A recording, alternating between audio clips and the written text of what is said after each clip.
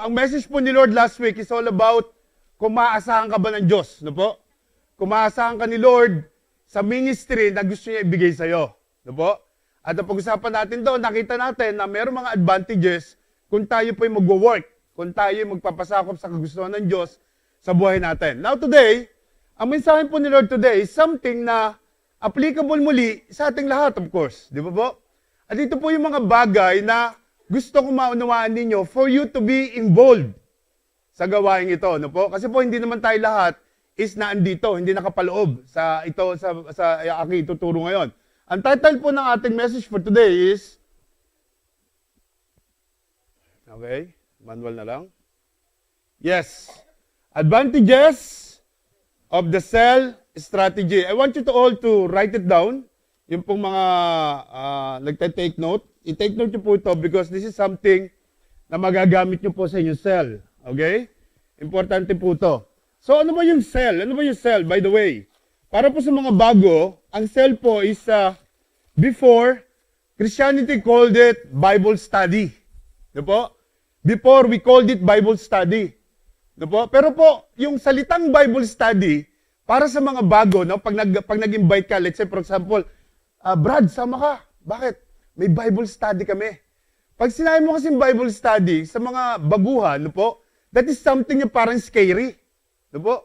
Bible study, parang, hindi naman yata ako, dyan? Hindi ako pa pwede dyan, hindi ako, baka masunog ako dyan. Ganun pa yung mga banat natin, di ba? Ayoko dyan, baka masunog ako. Di ba? So, now, as everything is being leveling up, no po, nagle-level up ang lahat, hindi na po Bible study ang tawag. Ang tawag po these days is cell group na. Cell group po. Now, dito po sa church, tayo po ay merong cell group. Marami po. Marami tayong cell groups. At sasabihin ko po sa inyo na once you become a member of a cell group, doon mo makikita unti-unti kung paano ka lalago sa pananampalataya at paniniwala sa Diyos. Amen? Actually, kayo mga tigayas, yung Thursday night nyo sa basketballan, that is cell group. Di ba po? Pagkatapos yung maglaro ng basketball ng Thursday, nagpupunta yung mga kapatiran doon, naglalaro kayo, and then later on, after nun, upo kayo for 20-30 minutes, nagsishare ng gospel. So, ang tawag po doon, yung po yung cell group namin sa inyo. Okay? So, doon po kayo lumalago, and that's the reason why you are here today. Kasi po, hindi kayo pupunta rito kung wala kayo naunawaan kung anong ginagawa natin. No po? So, the Lord is touching us slowly kapag naririnig mo yung Word of God. No po? Bukod dito sa pulpito, importante po na lahat tayo involved sa cell group. Kasi po sa cell group, doon ka makakapagtanong. You can ask questions, you can stop the speaker and ask, Brad, ano ba yung ibig sabihin nito? Ano ba yung sinasabi mo dyan? Where hindi to sa pulpito, hindi mo pwedeng gawin yon. Hindi mo ako pwedeng patigilin. Say, Pastor, pwede magtanong? Siyempre, hindi pwede yun. No po? So, which is sa cell group, kung yung tinuro dito, yun ang ituturo sa cell group, and then you can ask the cell leader. Amen po?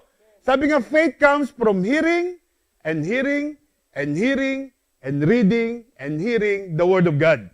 So, the more na involved ka sa cell group, the more na yung faith mo mag-grow. Amen ba? At since na nandito ka na rin lang, at gusto mo mag-grow, gusto mo makilala si Lord, I encourage you to attend the cell group. Ano po? Umatin po kayo ng cell group, umupo po kayo with your cell leader, dahil po marami siyang ituturo sa inyo na ikakaguro mo. And one day po, sa ginagawa natin vision, one day, you will handle a cell group too. Hindi ka lang cell attender, kundi magiging cell leader ka rin one day. At yun po yung kagandahan sa vision na ginagawa natin. Amen? So ano ba yung advantages kapag tayo nagsasell? Yung strategy na ginagamit natin dito sa church, sa vision. First time ko po ituturo to, ano ba yung strategy na meron at ano yung advantages na sa atin as a church, at the same time, as an individual. Di ba po? And after this, I pray and I claim na kayo po magbibigyan ng time to be involved sa cell group. Di ba po? So sabi po rito, ano ba yung cell group? Ano ba yon? What is cell group? No? Dito po, pwede mo itanong, ano ba yung cell group, Pastor? Ano ba yan? Ano ba talaga meaning yan? So we gave it a very simple meaning. Ang sabi po rito, small groups of people who meet once a week. Di po? Isang grupo to ng maliliit na grupo po, no? 10, 15, 20 people or 12 people with the purpose of developing their personal growth. So, ibig sabihin pala ng cell group, a-attend ako rito for me to have a personal growth in Christ or in God. Ano po? Para malaman ko kung sino si Lord, kung ano ba yung kapangyarihan niyan, ano ba yung pwede niyang gawin sa akin, at the same time, ano yung pwede kong gawin sa Kanya.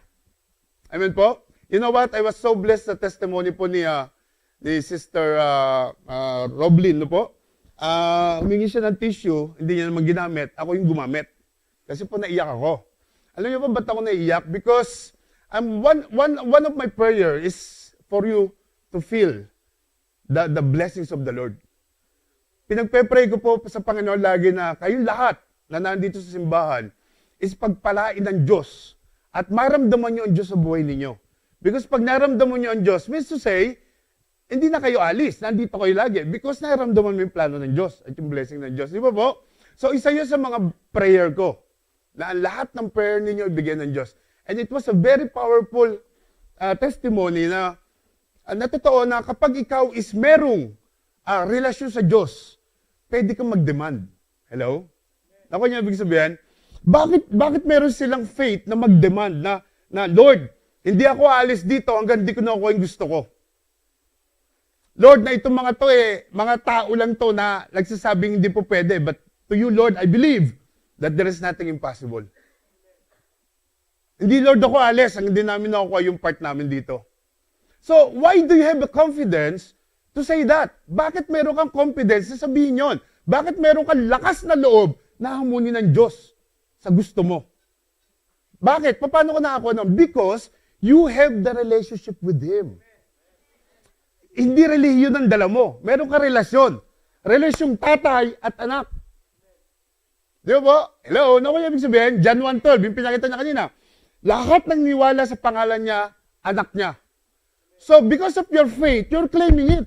I'm the son of God. I'm the daughters of God. At ito immigration na to, ginawa lang ng Diyos to. Kahit na gano'ng karami star niya sa balikat, tama. Ang Diyos, alam lahat ng star. Siya nagkakreate ng star. So, ano yung pwede niyang ibigay sa akin? Because I believe in myself. I know in myself that I'm serving God. Di ba ba? Kaya ka nagde-demand because you know to yourself that you're serving Him. Kaya nga may religion pa tayo, hindi pa ganitong relasyon, hindi ka makapag-demand eh. Kasi religion ang dala mo eh. Kasi humingi ka lang sa Lord kapag may kailangan ka. Pag wala ka ng kailangan, kaliwali Lord. Hindi kita kailangan sa buhay ko. Kaya pag may hinihingi ka, hindi ka sure kung ibibigay ng Diyos o hindi. Because you then have a relationship with Him. All you have is a religion. Hello? Ano kayo pinag-usapan natin? So, kapag meron ka relasyon at meron kang paniniwala sa Diyos, you can demand anything. And I will tell you something. Listen to this. If you are committed na magsilbi sa Diyos, He knows your heart. God will be committed to give all you want.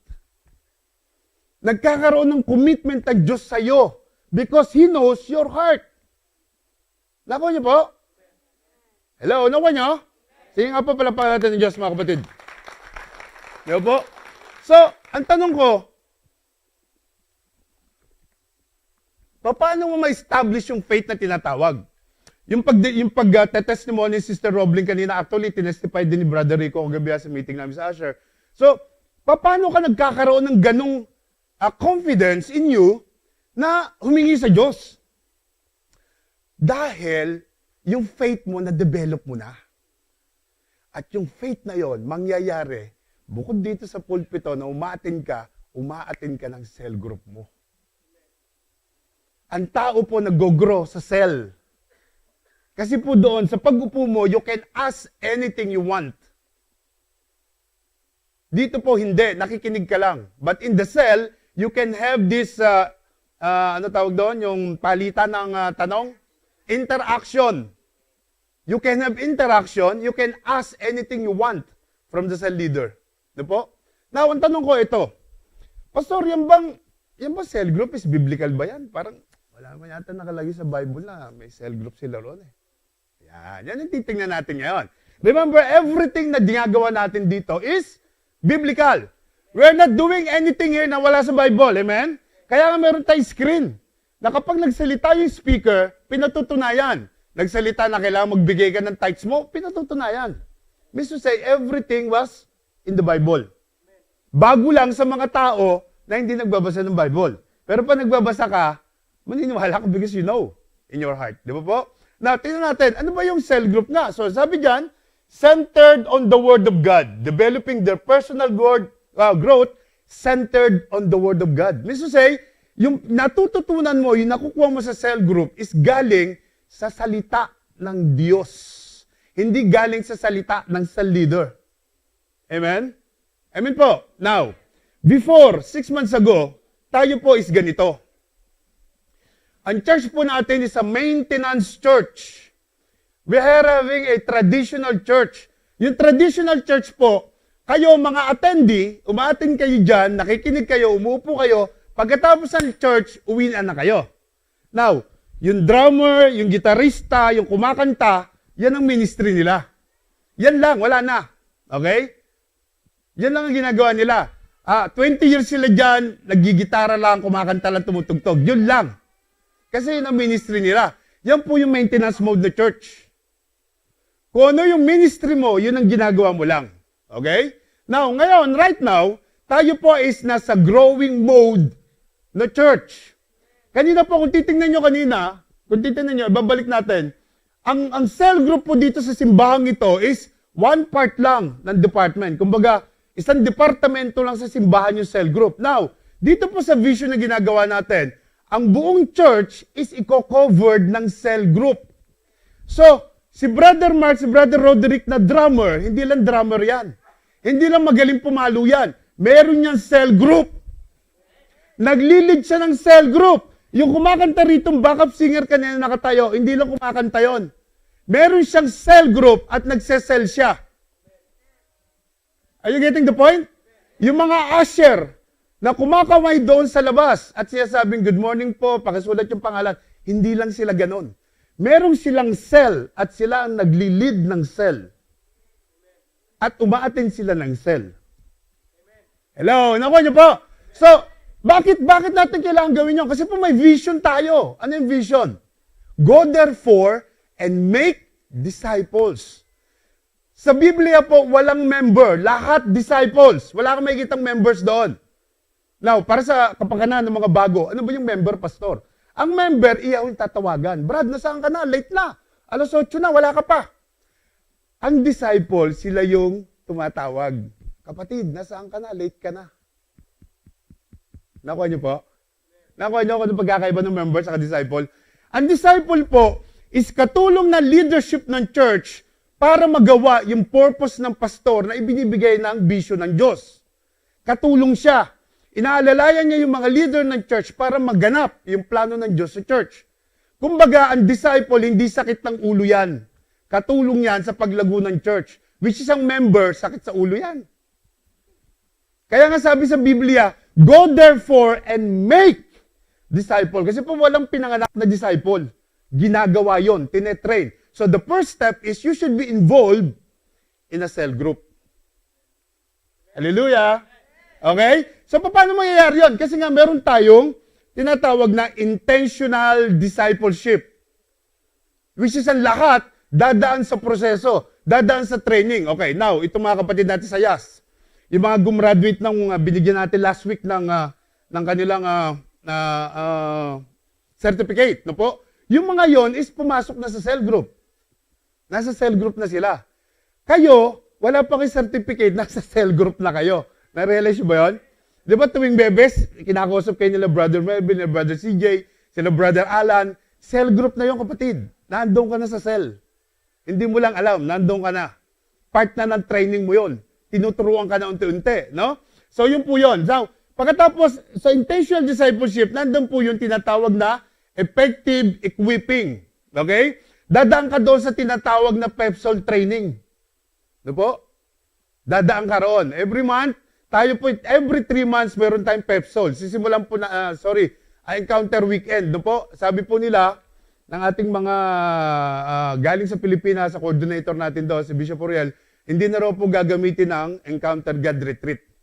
So, please take note, Encounter Weekend na tayo. Okay? So, nag-upgrade po sila. So, wala na pong Encounter God Retreat, Encounter Weekend na. No po? So, sa September po, meron tayo. Pagkatapos December, meron na naman. Gusto ko lang paliwanag sa inyo kung bakit kailangan kayo. Ganito po yan. Sa ngayon, kami pong first batch, nasa Seoul na kami. SOL, 8 na ba o 7? If I'm not mistaken, 7. Yung second batch, nasa post-encounter sila. Tapos na kami sa post-encounter. Nasa School of Leaders na kami. Okay. Pagkatapos po namin ng School of Leaders 3, okay, di tapos na kami. Pero before nun, itong September, merong EGR. Ang sabi namin, 40 delegates ang kailangan. So meron na po, tumatakbo na. First come, first serve yun. Kung gusto niyo po umattend ng encounter weekend, please register your name. Ano po? Atin kayo nun, kayo yung third batch. Parang first batch na tayo nag-conduct. Ano po? Tayo na magkakandak ngayon, by the way, ha? Hindi na sila. So, imagine niyo, ito pong second batch, binibigyan natin ng post-encounter. Ako po yung nagbibigay, at kapag hindi ako free, binibigyan ko yung mga primary na sila nagbibigay. Like tonight, si Pastora Grace ang bibigay tomorrow, okay? So kung titignan niyo mabuti, itong second batch na to, ongoing yung training nila. Pagdating nila SOL, baka hindi ko na makayanan yung load kasi yung Dubai, tinanggihan ko na. So, hindi pwedeng hindi ko iti-take yung SOL nila. So, kayo, na naandyan, kayo magbibigay nun. So, habang dumadami yung member ng church, you can see yourself as a leader standing in this church. Nakuha niyo po? Nakuha nyo? Now, pero hindi mangyayari yun unless dumaan ka doon sa effective equipping, intentional discipleship na ginagawa natin. Lahat kayo dadaan doon, lahat tayo. At sasabihin ko po sa inyo, it is something na very good for you. Hindi po namin kukunin yan, sa'yo yan. Kahit saan ka pumunta, isa kang matatag na Kristiyano at alam mo ang kalakaran ng salita ng Diyos. Dahil nag-training ka. Amen po mga kapatid. Nakuha niyo pinag-usapan natin? Sige nga po, palakpakan si Lord na malakas. Okay? Now, tingnan nyo. Penetrating cells. Ayan po yung pinakahuli. Penetrating cells. Yan nga po. So, magkakaroon tayo ng cell group. No? Kung yung drummer, kagaya sabi ko kanina, hindi lang siya umatin ng cell, humihandle siya ng cell. At ikaw, mangyayari sa iyon. Hindi ka lang umatin ng cell sa leader mo, meron kang cell at the same time. Pastor, hindi po qualified dyan, kaya nga magte-train. Pastor, ano po ibibigay ko? Mag-take note ka ngayon kasi yun ang ibibigay mo. Kung makikita nyo, iba nagsusulat. Ba't sila nagsusulat? Kasi po sa cell group mamaya or anytime this week, yan po yung pag-uusapan nila. Magkakaroon ng interaction, magtatanong yung iba. Yung sinasabi ni Pastor ng Friday, sis, meron akong hindi naintindihan doon. So, ipapaliwanag sa iyon. Nakita niyo po? At the same time, pag cell leader ka na, mag-take note ka lang kapatid, pagdating mo sa cell group mo, yun ay ibigay mo. Hallelujah! Nakuha niyo po? So, ganun lang po yung proseso natin. So, eventually, lahat kayo magiging leader, hindi kayo member. Disciples kayo ni Lord. Kaya sinasabi doon, go therefore, sabi ni Lord, go therefore and make disciples. Here in this church, we are starting to make disciples. Hindi lang basta members. Amen po ba? Sige, yugyugin mo yung katabi mo. Sabi mo, wag kang matulog kapatid. Sabi mo. Kasi maganda yung pinag-uusapan. Okay? Okay, now, let's go. Proceed. Sabi dito sa cell. Ano ba yung cell strategy? Advantage of cell strategy, no? So, bago natin pag-usapan to, I gave my own meaning kung ano yung cell. Bakit po ako nagbigay ng meaning? Kasi ito yung nakikita ko na very practical na meaning. Sabi po rito, a cell group is an environment. Environment to cell group na to. Naku po lahat tayo rito. It is an environment where people could gather together on a weekly basis. Once a week. Ang cell group na po, once a week. Weekly basis in a host home where they can experience the love of God. Ibig sabihin, nagsa-cell group ka sa isang bahay. In the case of Yas Island people, kasi malayong masyado accommodation nila, at baka hindi tayo makapasok doon. So, ginagawa natin muna rito sa basketballan, no? So, hindi po sa home. Pero po, usually, ang isang cell is sa home po, sa loob ng bahay, okay? At sabi po rito, they can, in a host home where they can experience the love of God, receive spiritual and moral guidance through the family of believers in Jesus Christ, no po? Establishing true relationship with God and man, equipping believers to do the work of the ministry. Yan po yung very simple na ginawa ko as per experience kung ano ba yung nangyayari sa cell group. Amen? So yan po yung eksaktong ginagawa natin. tinuturuan natin ng mga tao sa cell na ma-equip, no po, na become a strong believer of Christ. And then later on, magamit sa ministry. Amen po? Now, before we talk about strategy, yan nga po yung meaning. At ang sabi rito mga kapatid, so it is very, very crucial, since nakita nyo yung meaning, it's very crucial for you to be involved in the cell group. Dapat po involved tayo sa cell group, no po? Very important po yan. Sabi mo sa katabi mo, dapat pala involved tayo sa cell group. Sige nga, sabi mo. Hindi mo naman sinabi. Sabi mo, kapatid, dapat pala involved ka sa cell group. Okay? So, let's talk about the cell strategy. Ano ba yung cell strategy? Dito, titingnan natin kung ano yung ginagawa ng church. Ano ba yung ginagawa ng church sa cell strategy? Grabe, dito ako nagsisimba. Hindi ko naman alam yung cell strategy nila. Pinapatid ako ni pastor ng cell group. Hindi ko naman alam yung cell strategy ng simbahan na yan. Kaya nga po, ito ang pag-uusapan natin ngayon. Cool ka lang. Ito na tayo. Okay? So, take notes mga kapatid. Okay? Ano ba yung cell strategy? Okay. Pastor, yung bang cell strategy is biblical? Yan. Unang tanong dyan, ano? Magandang tanong yun actually. Kasi syempre, sabi natin, everything that we're doing here is from the Bible. So, tama lang na magtanong ka. Pastor, yan bang, talaga bang, ano yan? Yan ba talagang, sa Bible? Yan. Naalala nyo na, nagsimula tayo ng vision, di ba? Di ba may nagtanong? Sabi niya, Pastor, nakasulat ba sa Bible na si Apostle Peter is may 12? Siyempre, tinanong ako, wala naman nakalagay sa Bible. Sabi ko, wala yata. Akala ko ba, Pastor, biblical? Pastor, si Apostle Peter ba, meron bang 12 nakalagay sa Bible? Sabi ko, wala rin ako nabasa dyan si John, Pastor, si John, meron bang 12? Wala rin, wala. Pwede ba ako naman magtanong? O sige po, sa Bible ba, Brad, nakita mo na walang 12 si Peter? Wala po, hindi ko nakita. Naglagay ba sa Bible na wala rin 12 si John? Wala po, hindi ko nakita. Si Paul, wala rin po si Jesus ba may 12? Po, si Jesus meron. Si Jesus ang gagayahin natin, hindi mga apostles. Amen? Si Jesus po ang gagayahin natin kasi may 12 siya. Bakit mo gagayahin si Paul? Sumusunod lang kay Jesus yun. Kagayahin din natin yon. Amen po ba? So, lusot na lusot tayo ron, no? So, right now, titignan natin, ito bang cell is, Pastor, nakasulat sa Bible? Ito po yung titignan natin. So, sabi rito, yes, it is biblical and Jesus Himself has established it. Wow! Talaga, Pastor, hindi ko yata nakita yan. Okay. So, tingnan natin sa Luke 9:1-6. Babasahin natin Luke 9:1-6. At tingnan natin kung talaga bang nagsasell sila dyan. Yan. Ano po? Sa New Testament yan. Ang sabi po dyan, ayun po yung Luke 9:1-6. Pakibasa nga, meron ba tayong reader? Ako na lang. Meron ka? Sige nga, pakibasa nga, sis. Sige po.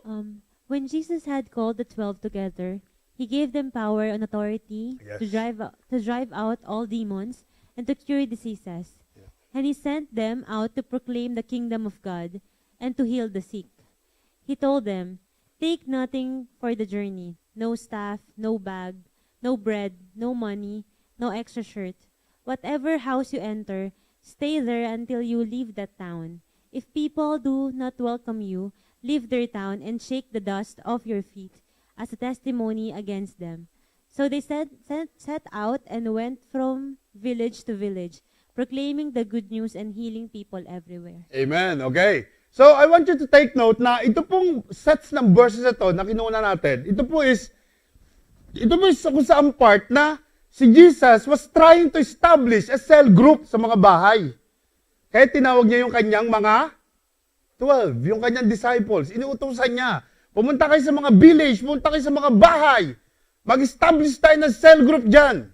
So they're trying to establish a cell group. No po? At sabi dyan, He gave them power and authority to drive out all demons and cure diseases. No po?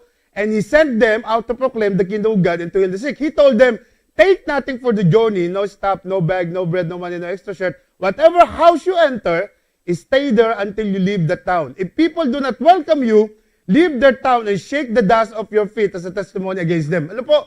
Meron po minsan na tayo papasok sa isang bahay, tayo magsesell. Ano po? Naranasan ko po yan last time na hindi po talaga tinanggap yung sinare natin. We're trying to establish a cell group sa bahay. So kakatok ko sa bahay, hindi po sila naniwala. So dito po sa 5, makikita ninyo, ang sabi po dyan, if people do not welcome you, leave their town and shake the dust of your feet. May nagtanong po sa akin nitong verse na to, kaya gusto ko diinan sa inyo ngayon. Yan po sinasabi dyan is to show that they are separated from those Jews who rejected their Messiah. Kaya po paglabas sila ng bahay, pinapagpag nila yung dust ng kanilang paa.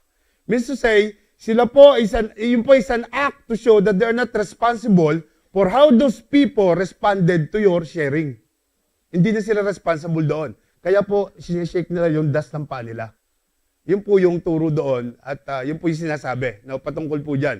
So they set out and went from village to village. Nakita nyo? From village to village.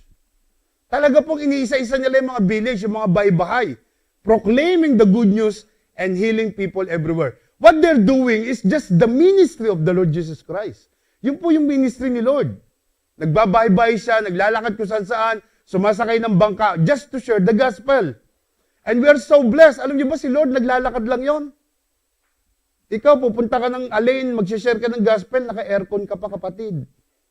Naka-Nike ka pa. Si Lord sandals, panialikabok pa yon. At lakad lang yung kapatid. Kaya we are so blessed mga kapatid na po. So, dyan po makikita yan yung first example. Now, second example, tingnan po natin sa Luke 10, 1-7. Ano po sabi sa Luke 10? Sis, pakibasa mo uli. After this, the Lord appointed 72 others and sent them 2 by 2 ahead of him to every town and place where he is about to go. Yes. He told them, the harvest is plentiful, but the workers are few. Ask the Lord of the harvest, therefore, to send out workers into his harvest field. Go, I am sending you out like lambs among wolves. Do not take a purse or bag or sandals, and do not greet anyone on the road. When you enter a house, first say, peace to this house. If someone who promotes peace is there, your peace will rest on them. If not, it will return to you. Stay there, eating and drinking whatever they give you, for the worker deserves his wages. Do not move around from house to house. Amen. Okay. So ito po mga binabasa ko sa inyong verses, it's an example because Jesus was still with them. Jesus is trying to tell them na mag-open kayo ng cell sa mga bahay. He was still there. Hindi pa siya nag-ascend back to heaven. No po? So sabi ron, after this Lord appointed 72 others and sent them by 2 ahead of him to every town and place where he was about to go. So Jesus is sending 35 people out of 2 teams. Di ba po? Tama? Kasi po 70, di ba? 70, 72. So dalawang grupo yon, 2 by 2 na pinadadala niya. Kasi sabi niya, the harvest is plentiful, but the workers are few. Ito po yung problema sa church, sa maintenance mode na church. Hindi nila nakikita na napakaraming kaluluwa sa labas. They're just so happy na umaatin sa church at sitting there. They don't try to even share the gospel to those people. Ngayon, tanungin mo yung katabi mo, kamusta naman ang ka-roommate mo, kapatid? Tanungin mo. Kamusta naman yung ka-roommate mo? Kilala na ba si Lord? Baka ikaw lang nakakilala kay Lord, yung ka-roommate mo hindi pa. Aba, share lang pag may time. No po?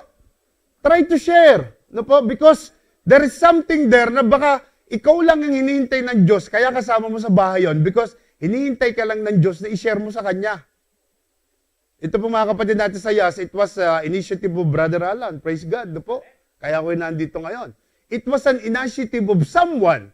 How about you? Kapag nag-initiative ka, baka hindi mo alam, mas marami ka pang madala. Di ba po? At nakakatuwa po mga kapatid na one time, yung dinala mo sa Panginoon, makikita mo nagtataas na ng kamay, nabe-bless na, tapos nagte-testified na rito. Yun yung reward mo. All glory belongs to God, hindi sa'yo. Vessel ka lang na ginamit ng Diyos. Pero po nakakatuwa na yung mga in-invite mo, nag-grow na in their faith. Amen?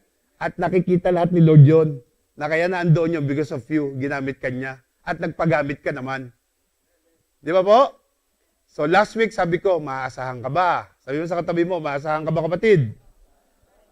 Ang sabi po rito, there is so many harvest, but the workers are few. Okay? So sabi sa 3, go, I am sending you out like lambs among wolves. Bakit po sinabi ni Lord sa number 3 na, I am sending you like a lamb to those wolves? Bakit po ganon?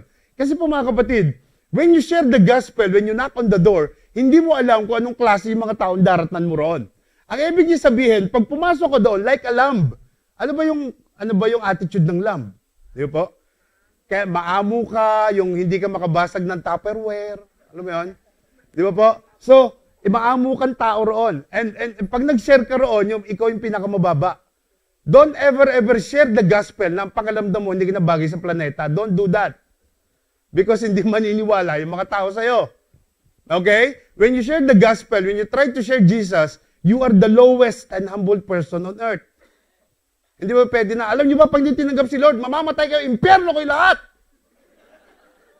Sabihin sa'yo ng may-ari ng bahay, lumabas ka rito.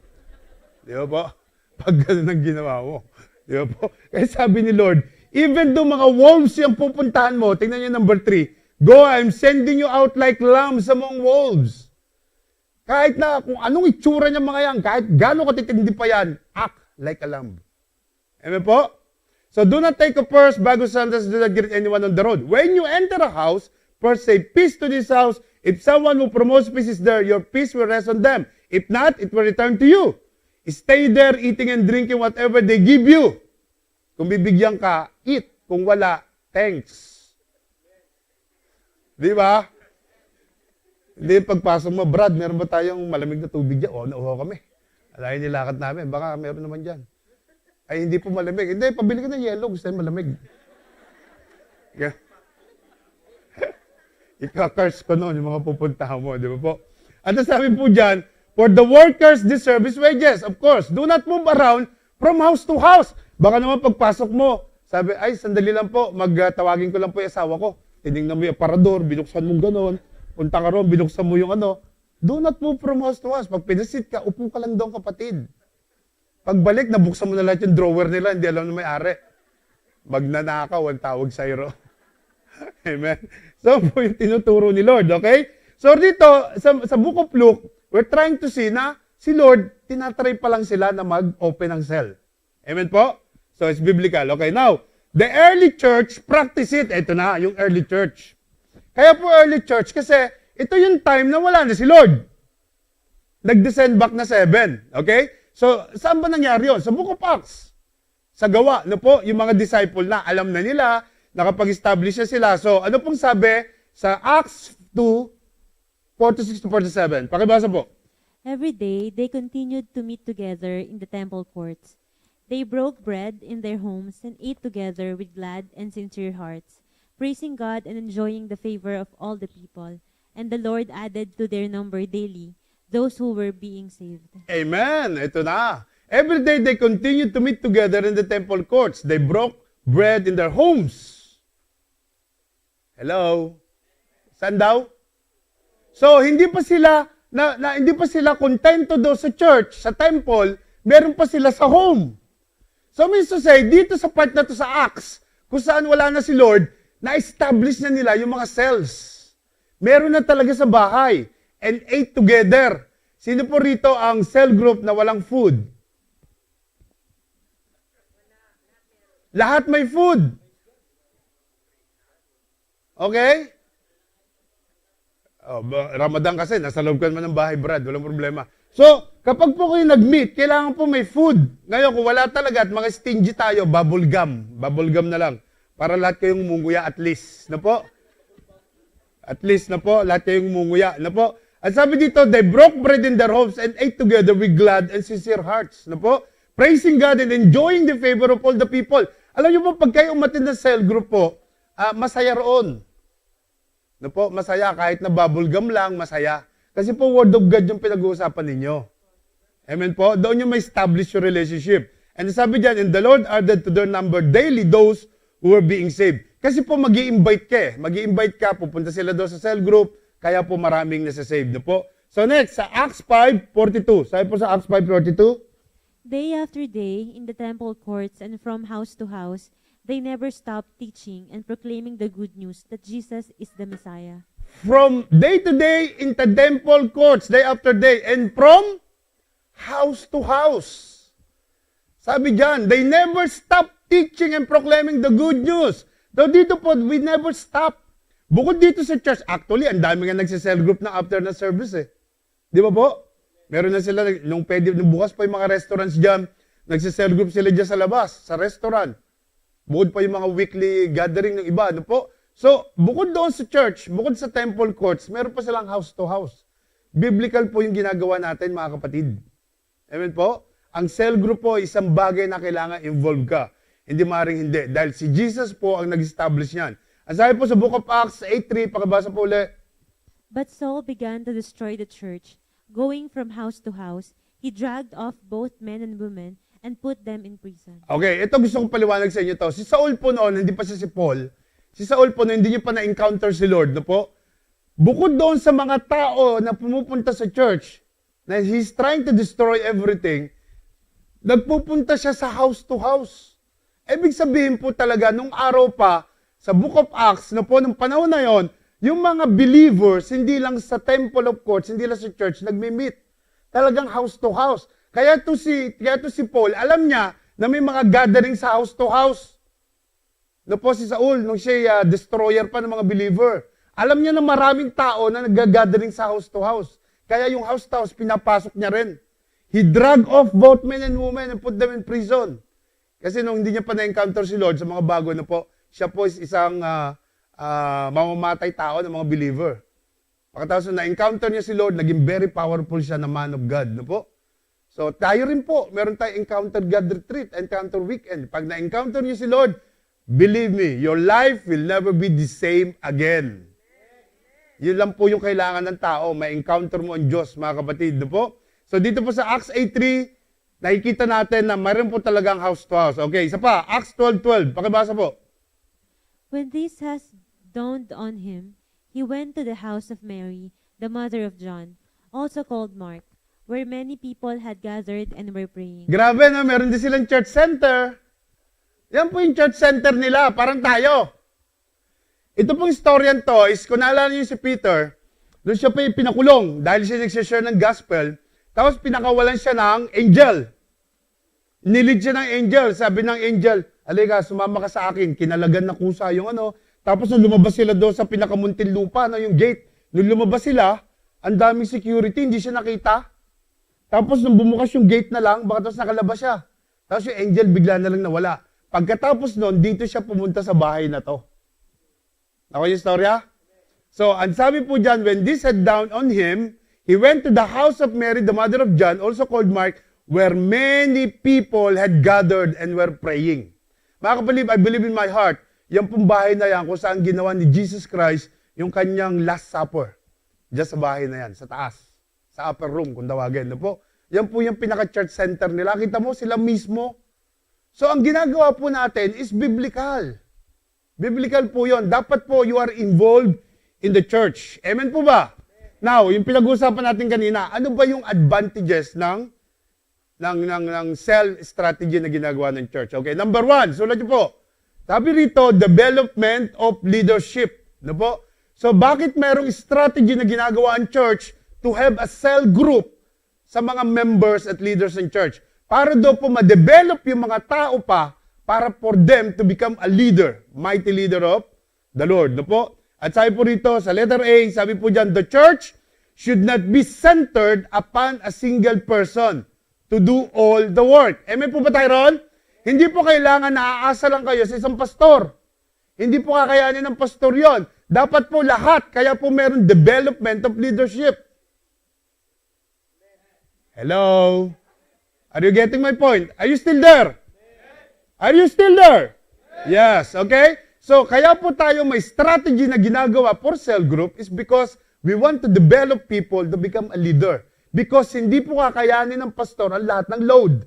Isa lang siya. Because with the cell strategy, leaders are prepared for the task of the ministry. Yan. So, kapag ikaw pala very involved sa isang cell, nag-grow yung faith mo.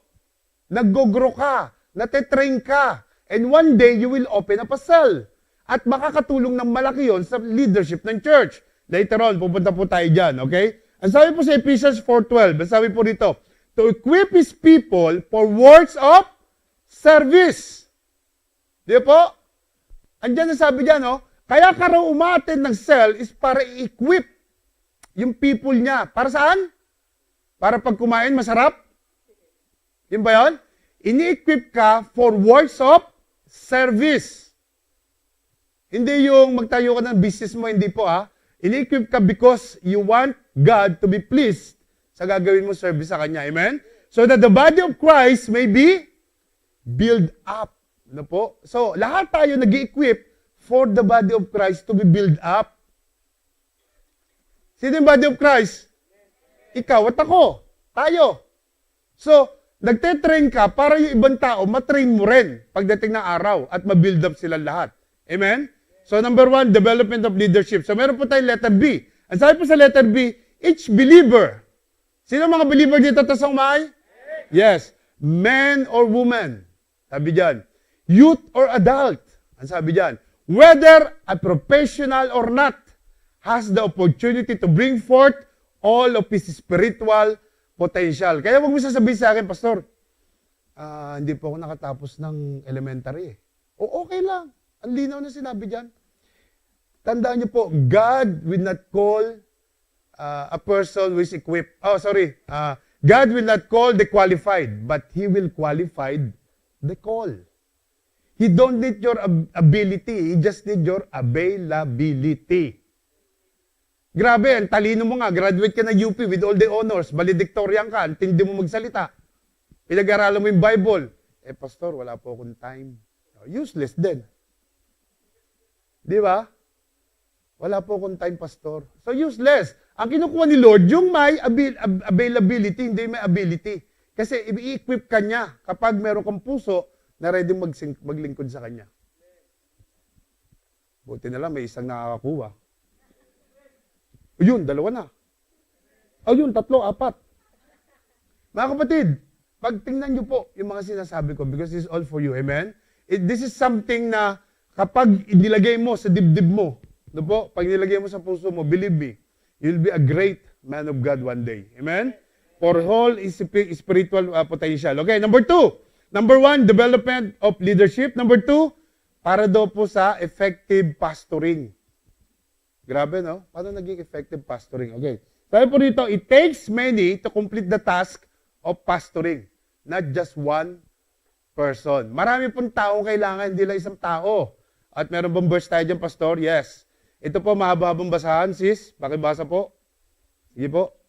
Moses heard the people of every family wailing at the entrance to their tents. The Lord became exceedingly angry, and Moses was troubled. He asked the Lord,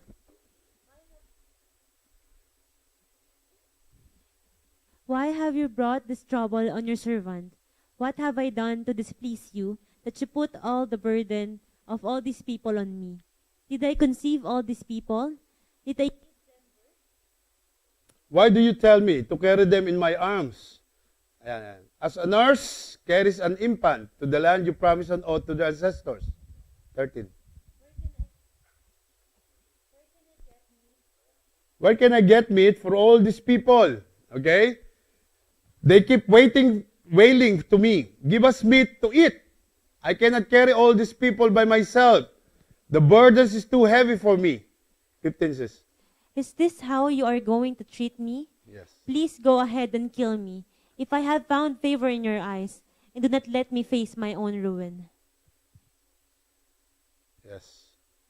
The Lord said to Moses, "Bring me 70 of Israel's elders who are known to you as leaders and officials among the people. Have them come to the tent of meeting, that they may stand there with you. I will come down and speak with you there, and I will take some of the power of the Spirit that is on you and put it on them. They will share the burden of the people with you, so that you will not have to carry it alone. Tell the people, consecrate yourselves in preparation for tomorrow, when you will eat meat. The Lord heard you when you wailed. If only we had meat to eat. We were better off in Egypt. Now the Lord will give you meat, and you will eat it. You will not eat it for just 1 day or 2 days or 5, 10 or 20 days, but for a whole month, until it comes out of your nostrils and you lost it, because you have rejected the Lord, who is among you, and have wailed before him, saying, Why did we ever leave Egypt? But Moses said, Here I am among 600,000 men on foot. And you say, I will give them meat to eat for a whole month. Would they have enough if flocks and herds were slaughtered for them? Would they have enough if all the fish in the sea were caught for them? The Lord answered Moses, Is the Lord's arm too short? Now you will see whether or not what I say will come true for you. So Moses went out and told the people what the Lord had said. He brought together 70 of their elders and had them stand around the tent. Then the Lord came down in the cloud and spoke with him. And he took some of the power of the Spirit that was on him and put it on the 70 elders. When the Spirit rested on them, they prophesied, but did not do so again. Okay. So, ang ano po natin dito, kaya ko pinakita sa inyo to, is ito po yung case ni Moses. I just want to let you know that Moses was the first pastor sa Biblia. Okay? Ginamit po siya ni Lord to become a pastor, to lead all those Israelites out of Egypt. Okay? So dito po sa verses na binasa natin, ito pong sets of verses, makikita niyo po na si Moses is, yung Israelites nagko-complain about Moses. Because they thought that Moses is not doing what he promised from God. So marami po silang complain. They complain about their hardships, about the lack of meat, yung kakainin nila, about being stuck in the wilderness, about the lack of water supplies. Even they complain about Moses and Aaron's authority and leadership. Ang dami po nilang complain dito kay Moses, na pastor nila. Okay. So kaya po sinasabing effective pastoring is because when you are in the cell, matututo ka mag-support as a leader sa iyong leadership, sa pastors mo. Hindi lang lahat inaasa sa pastor. Halimbawa, hindi kayo natitrain, lahat kayo, at ako lang sasalita rito, di lahat akin. Na-experience ko po yan when we started the church. Doon po, nung nagsimula itong church na to in July 1, 2009, for the first year, talaga pong ako lahat. Drummer na po ako pa preacher, ako pa yung naglelehans, minsan ako pa yung sumasalo. Ako pa yung kumakanta nung araw na yon. Pagkatapos po, ako pa yung transport ministry, ako yung hakot ng gamit, ako po talaga lahat. Alam po ng mga pioneer ng church yan. Kasi po ako palang may coach noon, but I declare, sabi ko, one day, magkakasasakyan kayong lahat. Ang nangyari po yun? Nagkasasakyan po sila lahat. Ito po. Amen? Na ginagamit nila for themselves. Yung kotse ko, ako pa rin tigahakot. Okay? So, kung titignan niyo mga kapatid, dito po sa sinasabi rito, hindi po kailangan iasa sa isang pastor lang. Lahat po is gagalaw. So, you will be trained because umaatin ka ng cell. Nagkakaroon ka ng confidence in your lives, in your ministry, in yourself. Amen po? Nakakuha niyo pa pinag-usapan natin? So, meron pong effective pastoring in attending the cell. At alam niyo po ba, kapag ikaw nag-handle ng cell, yung problema ng taong nasa cell mo, hindi nakakarating sa akin yon. Sa'yo na sasabihin yon. At kung kaya mo aksyonan mo na yon.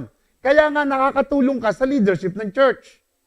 And besides that, kung meron po tayong mga cell leaders at meron tayong mga cell groups, halimbawa po, in Jesus' name, naging 1,000 na katao na tayo.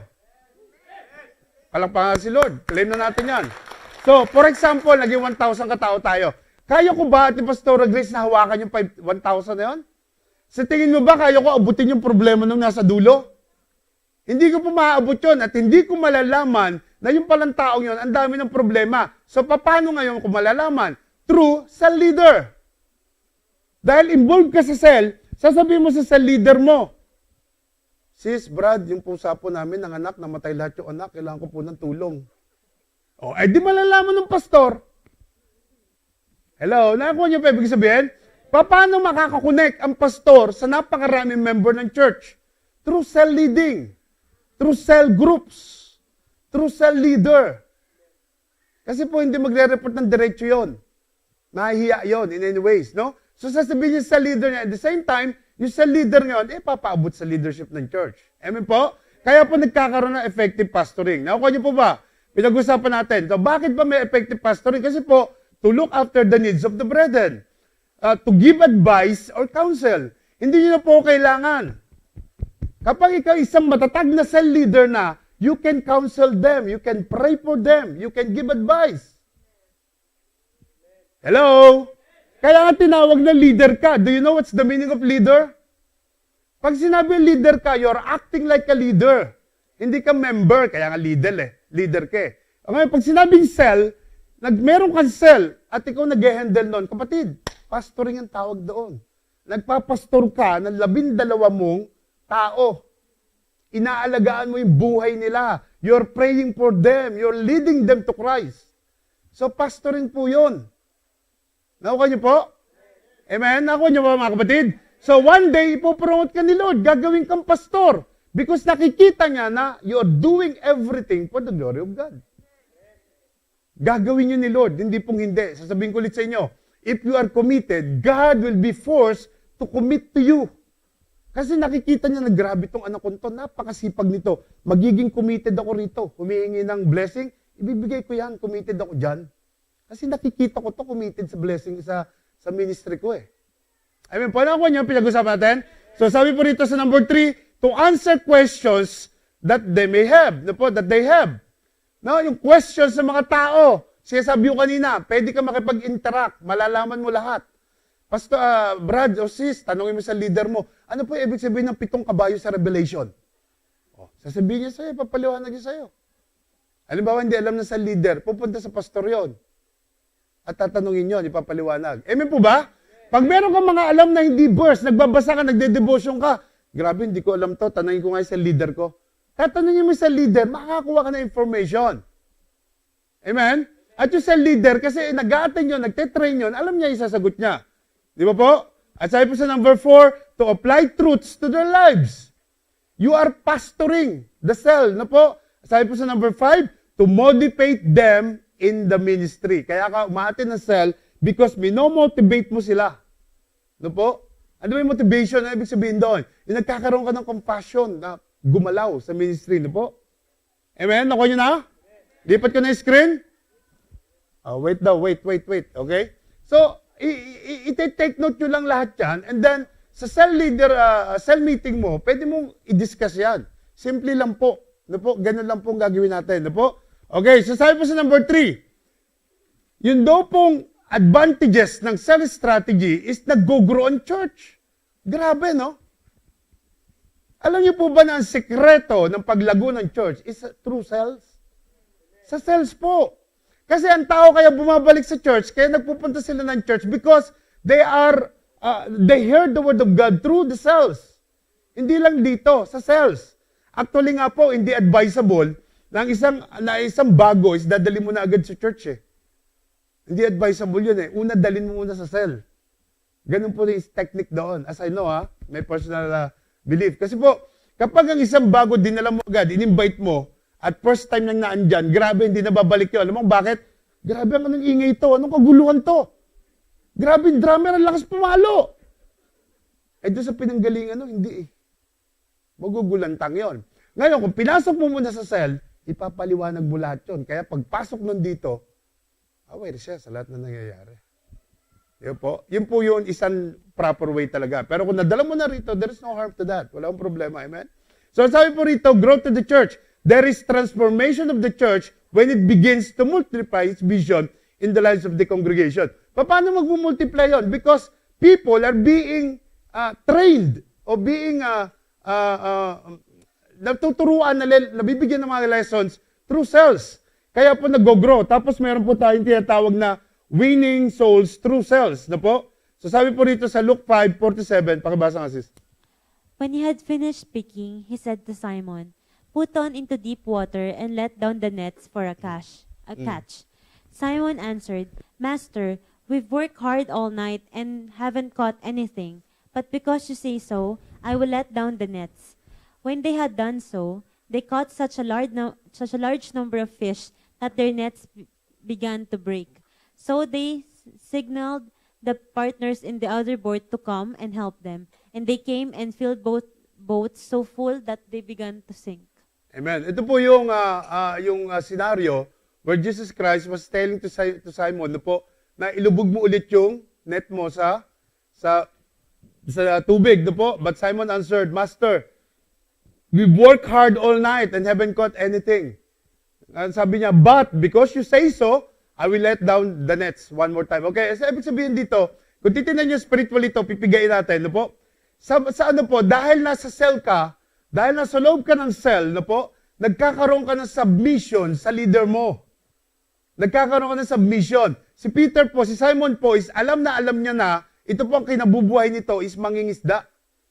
Alam niya na wala silang nahuli all night long, magdamag wala. Pero sinabi ni Jesus, ilubog mo pa one time. At dahil sa submission na yun, ano nangyari?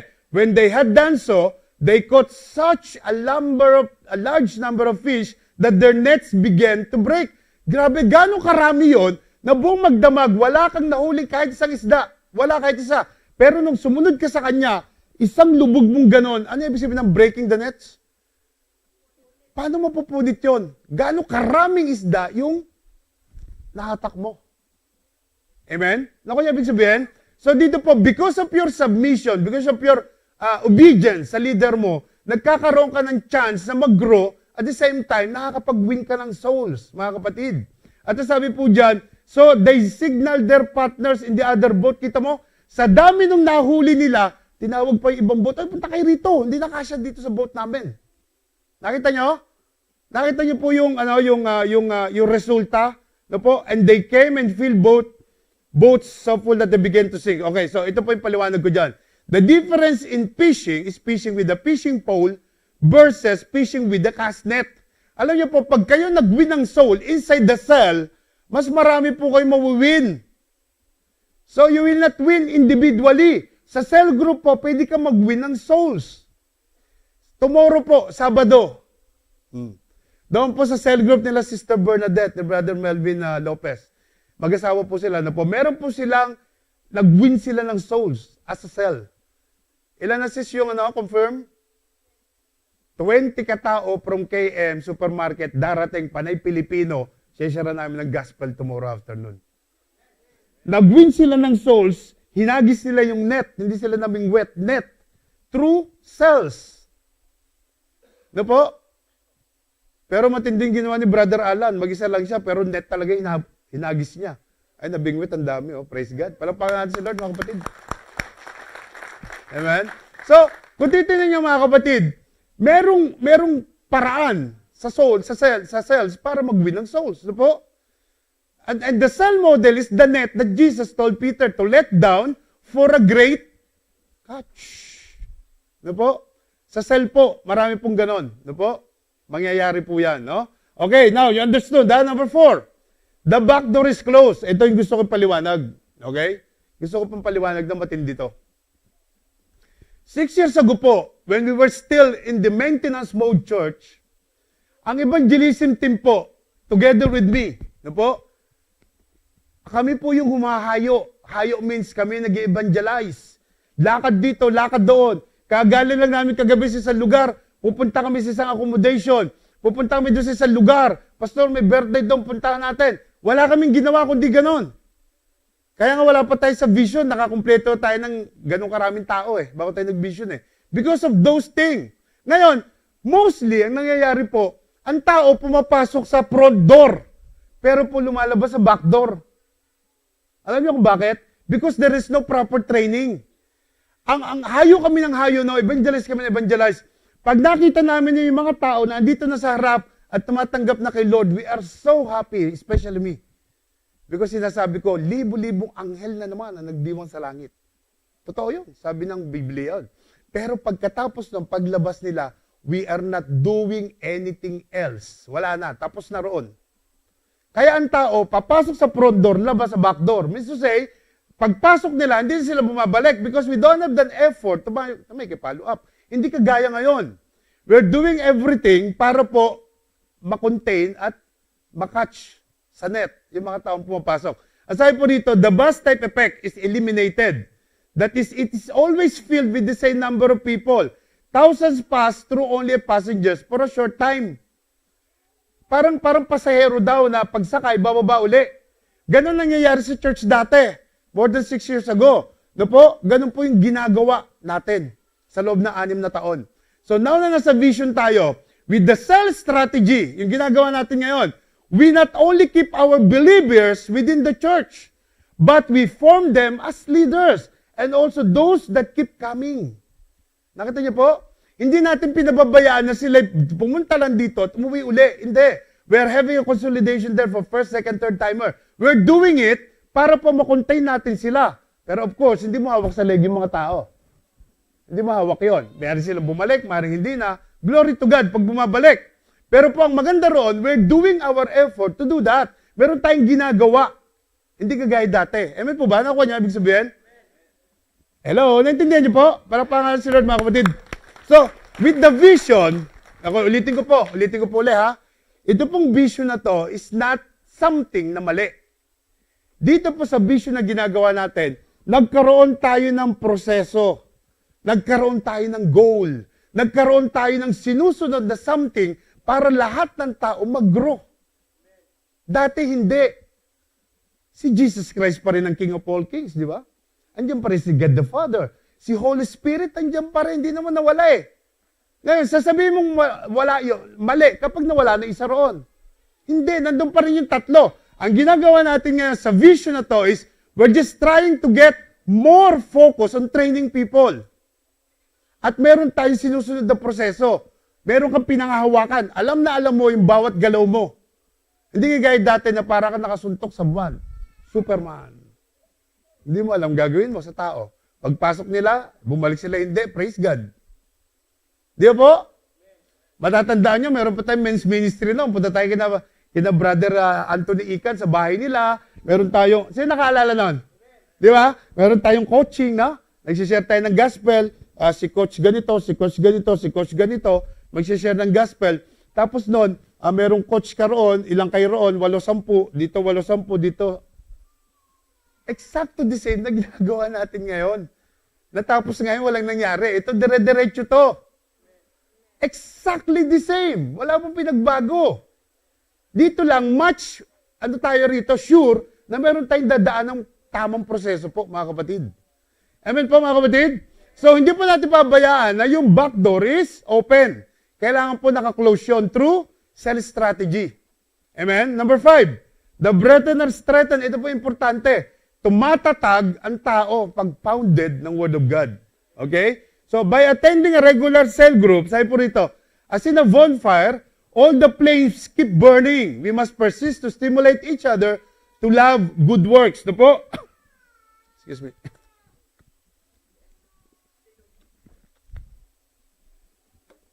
Okay? So, nakikita niyo po, yung fire na meron ka, hindi kailangan mamatay. Kanina po sa banyo, na po, meron ba isang kapatid raw, nagkukwentuhan kami. Pinag-usapan namin, po isa sa mga ushers natin, pag-uusap kami dalawa, sabi niya, Pastor, grabe po yung nangyayari sa church natin ngayon. Oh, praise the Lord. Kasi mga kapatid, ang Christianity is not the way how you started it. It's the way how you will finish this race. Hindi pa pwede na, grabe, ang init-init ko ng 4-6 months. Na umabot ako ng 2-3 taon ng init ko. Pagdating na 4 na taon, nang lupay-pay na ako hanggang sa nawala ako. Bakit? Kasi wala kang ginagawa sa church, nakupo ka lang. Pero kung nagte-train ka at kung nagpapasubmit ka at nagsasubmit yung mga tao sa'yo dahil ginagawa modelo yung sarili mo, hindi ka mawawala. Amen po?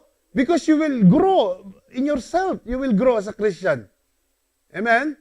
Yun po yung ginagawa natin dito. At ulitin ko sa inyo, that learning experience is sa'yo yan. Hindi makukuha yan. Pag one time dinala ka na ni Lord sa ibang bansa, hindi ko kukunin sa iyo yun. Brad, yung mga natutunan mo, hubarin mo lahat. Hindi ganon. Sa'yo yun. So kahit saan ka pumunta, dala-dala mo yun. Di ba po? It's for your own good. Napakaganda po na tayo binigyan ni Lord ng ganitong vision po na lahat tayo matututo. Di ba po? Nagsisimula pa lang tayo kapatid, 6 months pa lang tayo. Hindi tayo nagmamadali. At sabi po ni Bishop Oriel, the more na mabagal ka, the more na mabilis. Ano ibig sabihin nun? The more na mabagal ka sumusunod sa proseso, the more na mabilis ang paglago nyo. Hindi tayo nagmamadali, kapatid. Okay? So, okay lang tayo. So, sa atin lang, lahat tayo magpatuloy. No po? Ang sabi po sa Hebrews 10, ang sabi sa Hebrews 10, and let us consider how we may spur one another on toward love and good deeds. No? Through cells, ituturo natin to. Let us not give up meeting together. Wag mo raw i-give up yung cell group mo. Kailangan nandoon ka weekly. Wag na wag. Okay, ito gusto ko sabihin sa inyo. Okay? Kung ang dahilan is trabaho, okay lang. Trabaho yan eh. We cannot do anything about it. Pero it's completely different kapag part-time. Pastor, hindi mo makaka-attend. Bakit? May part-time ako eh. Tigilan mo yung part-time na yan.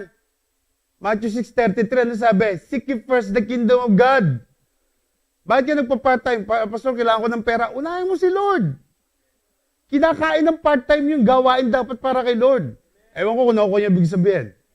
Sabihin niyo mali ako, hindi po mali yun. Tama yun. Naranasan ko po dati yan. Nakukupi, bago pa lang kami, nagka-carlip ako. Carlip ako ng carlip. Laki ng kinikita ko, hindi ko maatin lang. Pero po natutunan ko, ibigay kay Lord yung time ko. Binless ako ni Lord, lahat kami sa aspeto ng buhay. Di ba po? Totoo pong salita ng Diyos. Seek first the kingdom of God and all those things na kailangan ko bibigyan sa'yo. Actually, ginagamit ng kalaban yung para mawala ka sa gawain. Kala mo lang kumikita ka, ano po? Pero yung regular na trabaho mo, okay yun. Walang problema. Wala pong problema, wala tayong pag-usapan, okay? Sabi rito, as some as are in the habit of doing. So don't give up meeting together. But let us encourage one another and all the more as you see the day approaching po, mga kapatid. Kailangan po in-encourage mo yung mga sabi ni Lord, I will come like a thief. No one will know. Sabi ni Lord, pag siya bumalik na, He will come like a thief. Di ba po? Kayo ba niniwala si Lord marami nang bumalik? Sino niniwala? Taas ang kamay. Taas ang kamay. Sino niniwala? Okay, tingnan nyo. Bibigyan ko kayo ng isang naisip ko lang ngayon. Ano yung pinupush si Duterte ngayon? National Card ID. Di ba dito may Emirates ID tayo? Bago rapture, kailangan po lahat ng tao nakacentralize ang information. Biblical po yun for your info, para sa mga bago. Biblical po yun, nakasulat sa sa Biblia. Tingnan nyo, ini-implement niya na. Kung hindi mo alam ang Bible, napakaganda nun, kapatid. Ang ganda. Pero kung alam mo, may doubt ka ngayon sa puso mo. Grabe, malapit na talagang bumalik si Lord.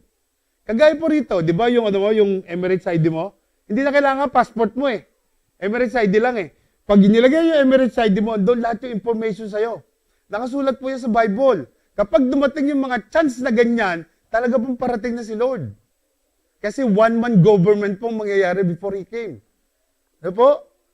So, ang atin po rito, sabi niya sa Hebrew 10:24-25, but let us encourage one another and all the more as you see the day approaching. Malapit na pong bumalik si Lord. Dapat datnang kanya na busy. Ano yung salitang busy? Dalawa yan eh. Busy kay Lord o busy sa labas. Pag po busy kay Lord, naniniwala ako yan. Kay Lord yan eh. Pero pag sinabi mong, Pastor, dumakatan, busy ako eh. Alam mo yung busy ako na meaning nun? Being under Satan's yoke. Okay na? Busy. Being under Satan's yoke. Pastor, busy ako, hindi ako makakarating. Mga kapatid, sino bang hindi busy sa atin? Pero pag kay Lord, wala akong problema yon. Pero wag mong gawing dahilan yung busy ka dahil hindi ka makakapunta, okay? So sabi po rito, number 5, meron pa isang verse, Ecclesiastes 4:9-12, 2 are better than one because they have a good return for their work. If one falls down, his friend can help him up. Ito yung sinasabi natin, kapag ikaw ay involved sa cell group, meron mga taong tutulong sa'yo always. Kasi you're building up relationship. But pity the man who falls and has no one to help him up. Also, if two lie down together, they will keep warm. But how can one keep warm alone? Though one may be overpowered, two can defend themselves. A cord of 3 strands is not quickly broken. Mga kapatid, sinasabi rito, kapag ikaw is naandun sa loob ng cells, meron kang katulong in everything. Ano po? Meron tutulong sa'yo. At ang sabi po rito, in this ambition, it is difficult for someone to be separated from the Lord and the vision when they're so closely connected. When used in the correct way, it creates relationship as strong as a cord of 3 strands. Nakita niyo po? Yung kapatiran tumatatag. Yung kanyang pananaw sa buhay tumatatag. Yung kanyang paa is founded by the word of God. Alam niyo yung alam niyo yung tallest building in the world, yung Khalifa, Burj Khalifa. Nakita niyo ba yung foundation nun? Tingnan niyo sa YouTube. Nung po itinayo yung Burj Khalifa, grabe foundation nun, ang lalim. Pagtingin niyo sa YouTube, kung paano nila ginawa yun. Grabe po foundation. Kaya matatag yung kahit matangkad because founded by a solid rock. Di ba po? So sa buhay mo kapatid, kahit na anong bagyo, hindi ka tatablang kapag founded ka ng rock. Sino yung rock? Si Jesus Christ. At mangyayari yon if you are well-versed sa language ng Bible. Paano mangyayari yon? Dahil involved ka sa cell group. Doon ka lalago sa cell group, kapatid. No po? Doon ka lalago, okay? So number 6, ano sabi rito? A church without walls. Ang church po, hindi, ito ba yung church? Yung may 4 na sulok lang? Hindi po. Ang church po is ikaw at ako. At sabi rito, the limit for growth does not depend upon the size of the building because the vision does not depend upon 4 walls, but rather, the cell multiplication. Amen? So ngayon, pinoform natin yung primary ni Pastora Grace primary ko. At the same time, kapag nakatapos ng training yung mga ibang tao, mag-form na rin sila ng cells sila. No po, yung nagpo-post encounter natin, yung po yung kukumpleto ng 144 natin. No po? At pag nakatapos yun, yung third batch, yun yung kukumpleto for sure. At dadagdagan po yan as EGR comes and comes and comes. No po? As long nagte-training tayo, madadagdagan yun. Cell multiplication. It turns your gaze outside of the church rather than inside only. No po? If we lose the outside perspective, we lose the goal of the church here in the earth. May na-miss yata ako rito. May ginawa akong verse na. Okay, the limit, sabi rito, okay, the limit for growth does not depend upon the size of the building because the vision does not depend upon 4 walls. Ano, doble po, hindi ko na-cancel. Ito po yung tama. Ito.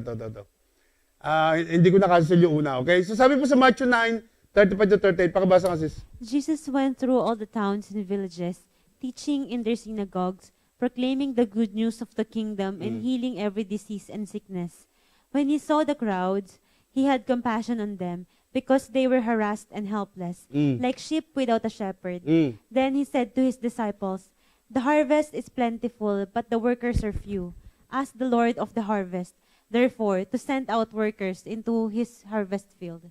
Amen. Okay, so ulitin ko po. Jesus went through all the towns and villages. Grabe, si Jesus mismo, nagpupunta siya sa mga town and villages, teaching in their synagogues, proclaiming the good news of the kingdom of healing every disease and sicknesses. When he saw the crowds, he has compassion on them because they were harassed and helpless. Mga kapatid, the scripture says that Jesus went through all the towns and villages. Sabi niya, mahirap pong mag-minister sa isang lugar na bukod sa malayo na, tapos lalakarin mo lang. No po? Ngayon, kapag po merong ginagawa ang cell to win souls, no po, naaabot mo yung mga taong helpless. Kagaya ng example ko kanina. For example, dito sa grupong to, tayo pa lang, paano ko malalaman na isang kapatiran dyan, isang problema sa buhay? Sasabihin niya doon sa kanyang cell. At malalaman ng church yun. No po? Ganun po yung sinasabi dyan, a church without walls. No po? And then he said to his disciples, the harvest is plentiful, but the workers are few. Tunay po na napakaraming harvest, pero yung mga workers wala. Kaya po kailangan natin mag-train, mga kapatid. Para po maging part ka ng workers. Sino gusto rito maging workers ni Lord? Taas ang kamay. Malaki pong sweldo dyan. Niniwala kayo na malaking sweldo? Ay, nako, believe me.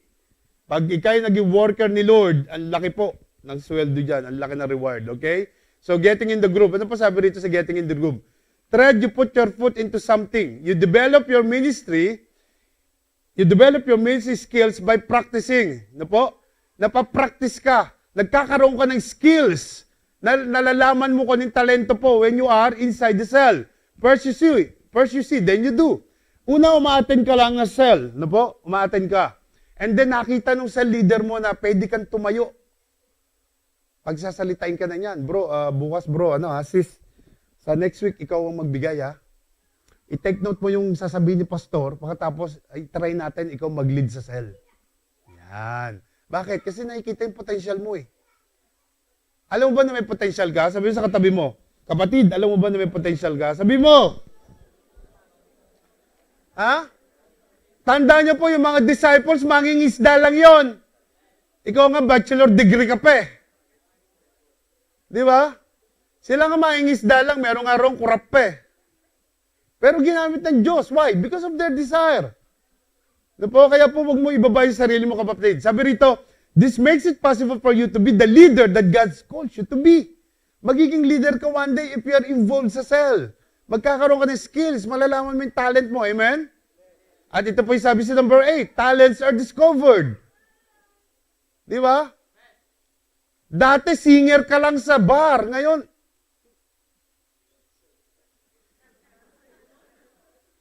dati sa Makati ka lang sa Ermita sumasayaw ngayon. Amen po, di ba? Mga kapatid, lahat tayo may pinagdaanan, believe me. Sino bang wala? Lahat mayroon. Pero, hindi kayo lilingon sa nakaraan eh. Ito po ang gustong sabihin sa inyo. Dito po sa church na to, wala tayong lilinguning nakaraan. Kasi po, ang nangyayari kasi, problema ng mga pastors, ano yung po problema pag nagkikita-kita? Before the vision, nagkipagkita po ako sa mga pastors dito eh. Grabe usapan, no? Pastor, alam mo ba? Grabe, last month. Ang tindi nung... Pastor, alam mo ba? Last week, Pastor. Alam mo yun, yung pinag-uusapan mo yung nakaraan? Hindi mo na pag-usapan yun. Pag-usapan natin yung future. Pastor, next week. Pastor, next month. Pastor, next year. Kasi nakaraan tapos na yon. Kahit gano'n ka-powerful yung ginawa mo ron, tapos na. Ang tingnan mo yung future. Hello? Tingnan mo yung future. The same thing to us. Kung meron ka nakaraan, kung dati ka macho dancer sa Ermita, kalimutan mo na yon. Humawak ka ng tamborin, dito ako sumayaw. Tama, mali. Oh. Grabe na. Nakikipagpatayan ka sa my way, dito ako kumanta. Sundin mo yung way ni Lord. Di ba po? May talento ka, kapatid. And by joining the cell, diyan makikita yung talents mo. Talents are discovered. No po? Sabi rito, after you are reborn, you begin to discover the gifts that God gave you to help under His ministry at His kingdom. Sabi po rito, once you discover your gift, you have a better understanding of how God wants you to use in the body of Christ. No po? Malalaman mo lang yan, kapatid, pag nasa cell ka na. Grabe, sasabihin nyo sa leader mo, Brad, ang ganda mo, ang galing mo palang kumante. Paggamit ka sa music team, mag-audition ka roon. Paano po ba gagawin? May hazing yan, 3 buwan. Hindi na ako sasali dyan, pastor. May hazing pala.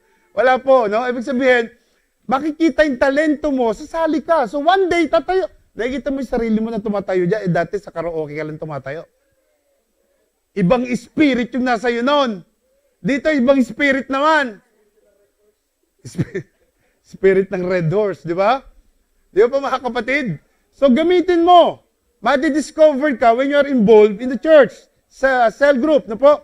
Sabi dito, relationship versus activity. Ito.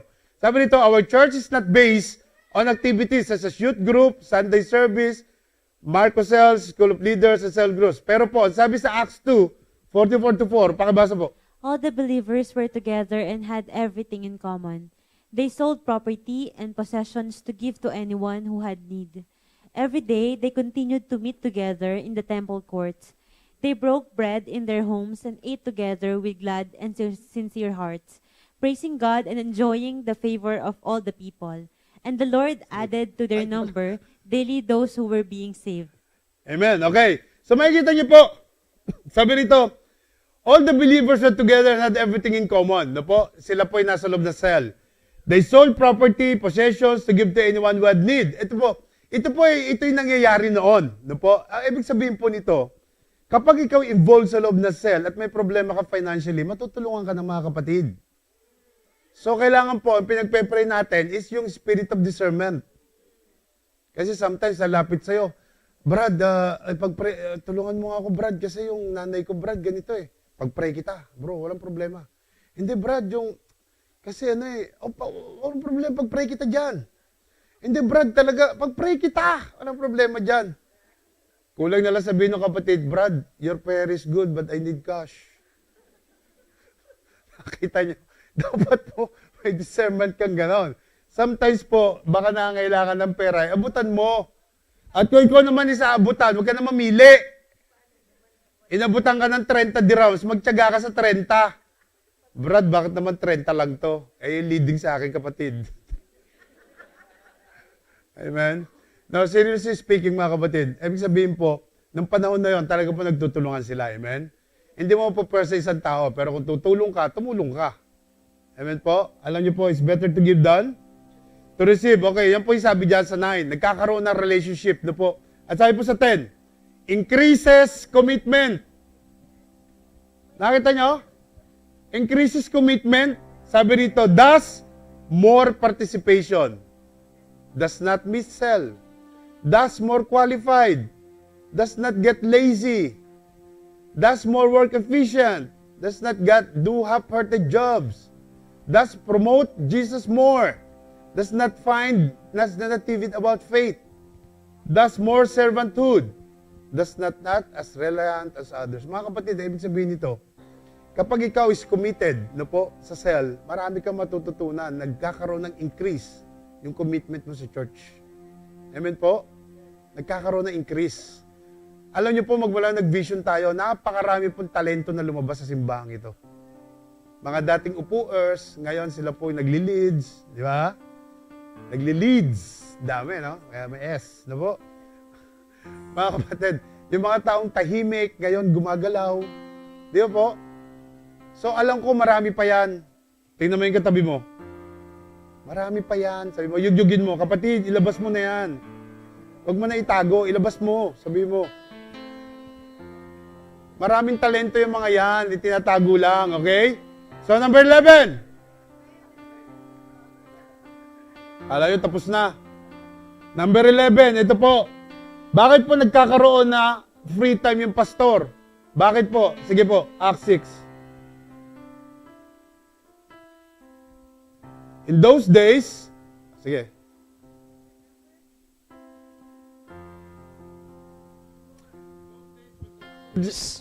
Disciples was increasing, sige. The Hellenistic Jews among them complained against the Hebraic Jews because their widows were being overlooked in the daily distribution of food. So the 12 gathered all the disciples together and said, "It would not be right for us to neglect the ministry of the Word of God in order to wait on tables.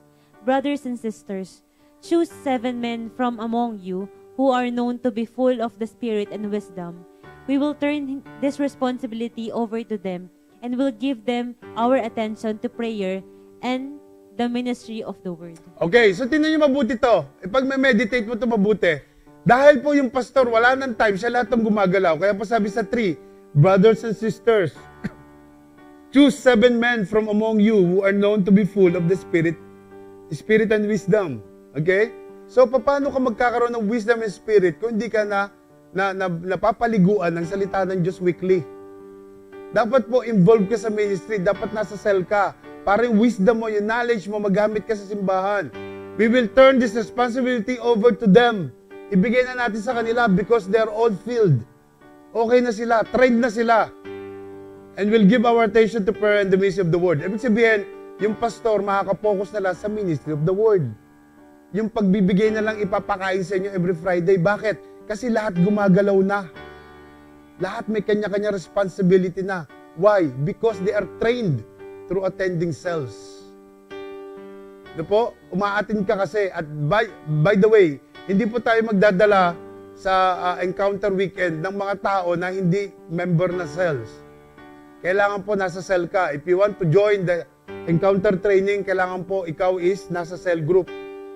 Hindi po tayo magdadala ng bago because ayaw po natin ma-distract pagdating doon. No po? So, kailangan po may alam na siya, okay? Sabi po sa Ephesians. So Christ Himself gave the apostles, the prophets, the evangelists, the pastors and teachers to equip His people for works of service, so that the body of Christ may be built up. Kita nyo? Sa dami ng lumabas na talento, na-build up yung body of Christ. At meron palang kanya-kanyang talento. Ano po? Sa Hebrews po. Sabi po sa Hebrews 13:17. Have confidence in your leaders and submit to their authority, because they keep watch over you as those who must give an account. Do this so that their work will be a joy, not a burden, for that would be of no benefit to you. Okay, listen to this, everyone. Have confidence in your leaders, cell leaders, your pastors, and submit to their authority because they keep watch over you. Mas malaki po responsibilidad ng mga leader over you. So you should follow them, what they're saying. You as those who must give an account. Do this so that their work. Sumunod po kayo so that yung ginagawa nila is maging joy, not a burden. Amen? For that would be of no benefit to you kung hindi ka susunod. Amen? Kasi po kung hindi ka susunod, walang benefit sa iyo yun. You should follow para po mag-grow ka in your faith, in your walk with Christ. Amen? Amen po mga kapatid? Sabi po rito, when the sheep carried their burden, then the shepherd is able to carry his burden. Di ba po? Ang problema, yung mga sheep, hindi nila kaya i-carry yung burden nila because they're not trained. No, attendee lang sila, tungangan sa church. So po, number 12, last. Ano sabi dyan? The church survives. Last na po yan. Why? The church does not depend on one man for ministry, meaning that during persecution, the cell-based church survives. Kita nyo? Ano ba po mga kapatid? Tingnan nyo mabuti. Wag namang mangyari. Wag naman sana mangyari. Wag naman sana po. Kiniklaim ko kay Lord. Kagaya na nangyari sa atin sa Caledia Mall. Pagkatapos ng Friday service, the following day, tumawag yung manager. Kunin nyo na po yung gamit nyo rito kasi po, wala na kayong service dito. Hindi ako pwede mag-service. Praise the Lord, we are here. Binigay sa atin ni Lord. What happened if nung tumawag sila, wala tayong nakuha lugar? Ano gagawin natin? Diretso on church through cells. Nakuha niyo po? Magpapalabas tayo ng message, mga kapatid. Lahat ng member, tawagin ninyo, diretso on church through cells. Sa bahay tayo gagawa, dire-diretso lang. Ito yung message, ito yung tuturo nyo. Habang naghanap tayo ng lugar. So, if you are involved in the cells, hindi po problema yon. Pero pag wala kang cell, Pastor, galing po sa Caledia, ba't wala na mga tao raw, Pastor? Wala na, naligaw ka na kasi hindi ka... Di ba? So, dapat po involved tayo sa cells. Cells are not limited by a building or one man. Regardless of circumstances, excuse me, multiplication will occur as long as your heart is right and you stay. Amen po? Dapat po hindi tayo mawawala, mga kapatid. Amen? Excuse me. Importante po na ang cell, involved ka. Sabi mo sa katabi mo, kapatid, involved na tayo. Mag-involve na tayo, sabihin mo. Amen? Amen po? Huwag niyo pong gawing burden ang cell. Gawin niyo po itong opportunity for you to learn. Opportunity for you to have a immediate family. Bukod po rito sa pamilyang to, meron kang immediate family. Amen po? May natutunan po? Can we all stand? Palapakan si Lord. Hallelujah. Sis, can we sing that song, yung huli? Hallelujah. Sige po.